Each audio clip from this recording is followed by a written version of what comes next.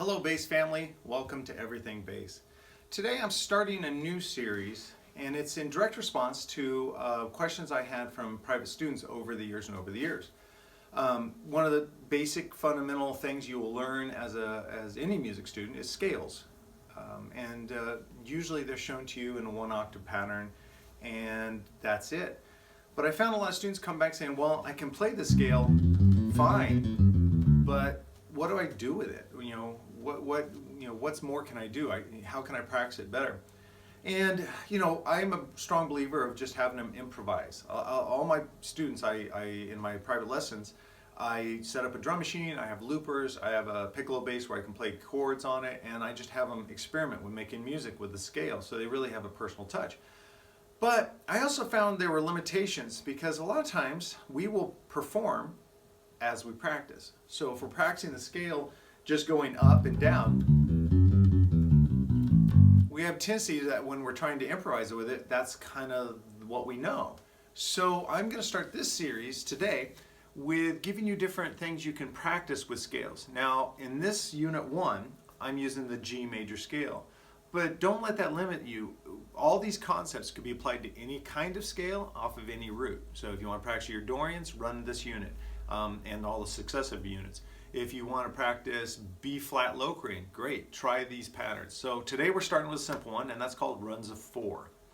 And let me see if I can explain this well.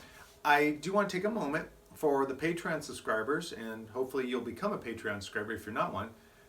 Just pause the video, go to patreon.com/everythingbass. If you're a subscriber, you can get to the tier 1 content, which is every video has a post, and if you click on the title of the post, which always matches the video title, you'll see a PDF you can download and print out. And this might help you visualize better what I'm asking you to do, but I'll do my best to explain it anyway. So we're playing the G major scale. If you don't know what that is, pause this video, go and search major scales, Everything Bass with Dale Titus, major scales, or how to play major scales. Go to my channel, just scroll through, find it, and that'll tell you how to play the scale. So I'm not going to spend much time on that. I'm going to really work on the exercise itself.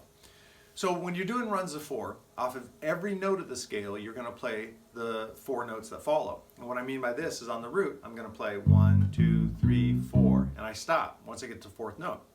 Then I go to the 2nd note of the scale, in this case the A, and I play 4 notes. 1, 2, 3, 4. I go to the B, play 4 notes. 1, 2, 3, 4. Go to the C. 1, 2, 3, 4. To the D. 1, 2, 3, 4. I believe that's how high. Yeah, that's how high I took it. And then you come back, because everything we do up, we should be able to play descending too.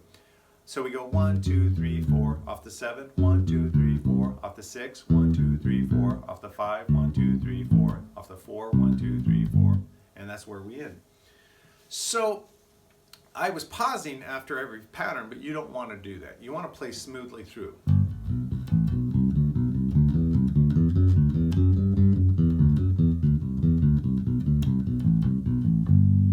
Now I did that rather quickly just to hopefully not bore you, but don't put that pressure on you. Whenever you're working on anything new, turn off the metronome, put it away. Just work on memorizing what you're supposed to be doing to execute the exercise properly. So just take your time, play some patterns, then go, okay, I played on the G, now I'll play on the A.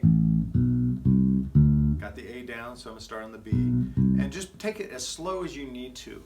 Later, when you can do it without pausing too much, then if you want to put a metronome on, do so, but I really encourage you to start as slow as you can. 60 is not too slow. If that's this tempo you need to start at to play cleanly and not make any mistakes. We don't want to practice mistakes. That's the big thing. We want to practice everything as perfectly as we can and then speed up if we want to work on like fluidity, higher tempos, things like that. And you'll find too that if you take a little time at the end of your lesson or practice time to sit back and improvise, take that G major scale and see if you can work in little phrases with the runs of 4 off of a standard bass line. You'll also start hearing it in music you're listening to. Turn on whatever you use to listen to music and kind of listen to it and hear it, and you'll hear different instruments, maybe not the bass, but other instruments doing these runs of 4.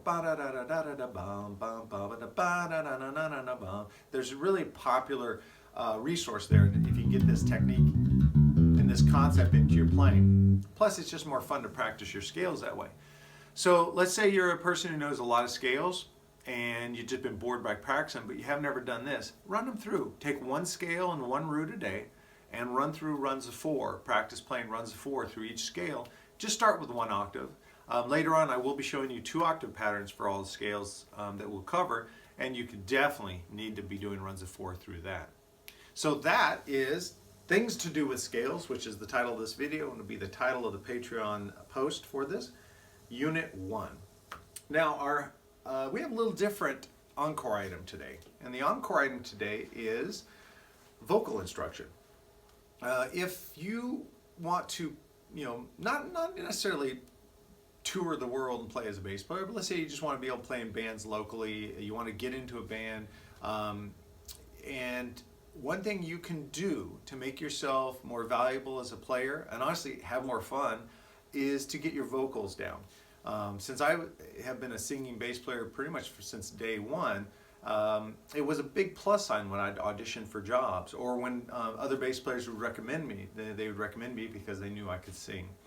But sometimes you need to work on it. All the times you need to work on it. And I have a great coach for you. I don't have anything to hold up here, but in the comments below I will post a link, and the vocal instructor is Corrine Sheehan. I first met Corrine when I was at Musicians Institute. She was a teacher in the VIT program, the Vocal Institute Technology, and I was teacher at the BIT and the counselor for BIT. And we met, and I actually played in several bands with her. And she's rock solid, amazing, wonderful vocalist, tons of range, can go everything from jazz singing to the hardest of metal. We were in a couple metal bands together, but then she was singing southern rock stuff, always with just the right vocal quality. She's as strong on the first song as she is on the last song of the set, and she can get you where you want to go. And best of all, she teaches Skype lessons. So check the comments below. I personally endorse her because I benefited from her. In the band, she'd always give us ideas about how to sing more properly and not get hurt, not hurt ourselves. She definitely has influenced my vocational path because of that time I had with her at Musicians Institute. So check out the links below. I'll also post it. I think I already have posted it on the social networks, but I'll probably post it intermittently because it's something I believe in. If you want to be able to just be in bands and play a lot, if you can get your singing together, you'll be instantly more hireable and have more options as a player. So we have things to do with Scales Unit 1 and vocal instruction with Corrine Sheehan.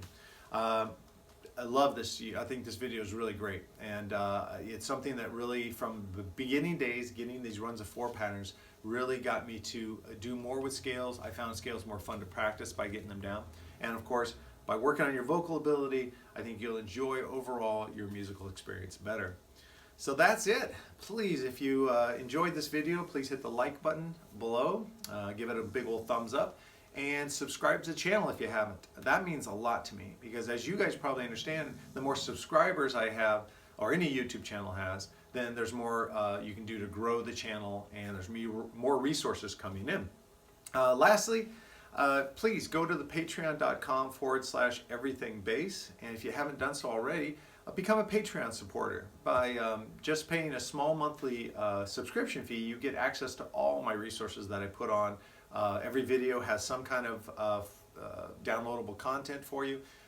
There's play-along tracks that are coming shortly. At the time of this writing, I just actually got the studio together where I can start recording play-along tracks. If you're watching this several months after this is posted, there's probably already some play-along tracks there. And the tracks will match it, again, a video. I'll have a video about the track, what you're going to do with it, and then you can download it and add it to your practice routine. Man, thank you so much. I've super enjoyed shooting these videos for you. I really enjoy the interactions I've had online because of the videos, and I love that the bass family, at least my bass family, is growing every day, and that makes me happy. Have a great day, practice hard, and don't forget to email me or comment below if you have any questions. Thanks.